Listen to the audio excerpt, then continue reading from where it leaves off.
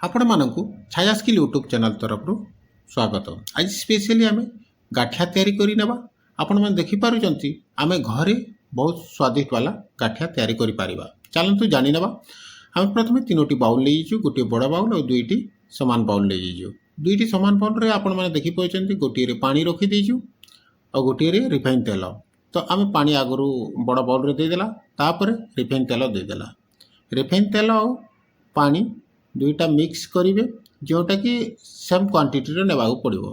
तापर आपण मैंने देखिपार आम स्वाद अनुसार लुण देदेला। लुण दे सारा पर आपण मैंने एबे कौन करेंगे, सोढ़ा देदेवे। देखिपार गोटे टी स्पून सोढ़ा आम देदेला। यह भल भाव आम मिक्स करदेवा।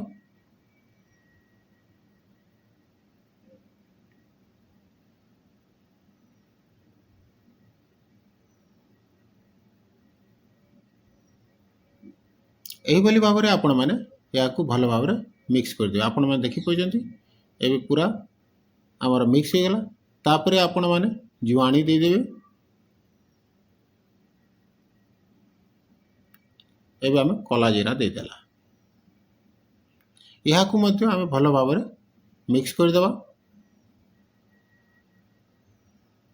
तापर आपण मैंने 250 ग्राम रो बेसन नहीं जाए। आपण मैंने देखिपार आम 250 ग्राम रो आम बेसन नहीं गला।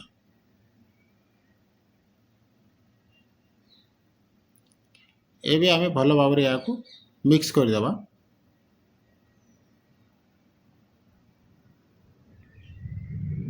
यही भाव में आपण मैंने धीरे धीरे धीरे करी आपण मैंने या भल भाव में पूरा मिक्स करदेवे। आपण मैंने देखिपार जिते बेले भी आपण मैंने गाठिया तैयारी करेंगे, यही प्रस्तुति आपण मैंने करेंगे, जोटा कि आपणकर गाठिया टेस्टी लगे और भल तैयारी हो। एबे आमर बैटरटा रेडी हो गलानी। आपण मैंने देखिपार यही भाव में आपण मैंने बैटर तैयारी करदेवे। एबे आम कौन करवा, आम छांच नहीं जावा। आपण मान पाखरे जो छांच ना ताले आपण माने पाइपिंग बैग साहाय्य नहीं कि आपण माने गाठिया तैयारी करि पारिबे। एबे आमे छांच रे कोन तेल दे देला, रिफाइन तेल दे देला और आमे या को लगै देबा।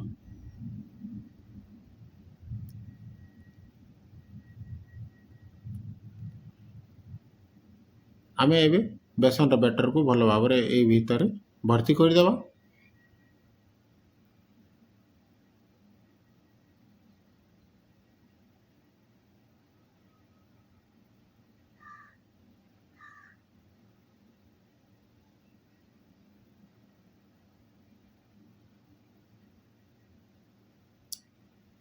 भर्ती कर सारा पर आपण मैंने या आपण मैंने टाइट करिकी लगेदेवे।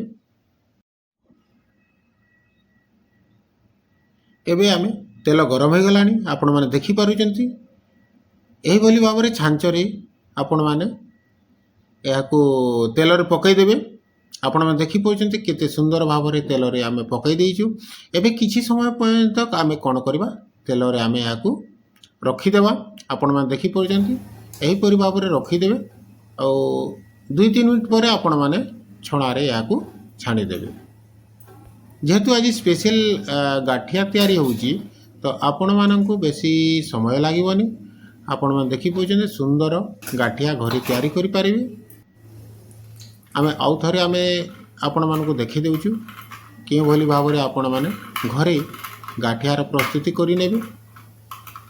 यही भाव में आपण मैंने बेसन रो बैटर नहीं कि छांचरे आपण मैंने दे पारबे, किंबा आपण मैंने पाइपिंग बैग रो साहाय्य नहीं कि आपण मैंने यही भाव में मोटा गाठिया आपण मैंने तैयारी करि पारबे। या खाइबा को बहुत स्वादिष्ट और देखिबा को मध्य बहुत सुंदर। आपण मैंने देखि पाउचंती केते सुंदर भाव में आमे या तैयारी करि नेला।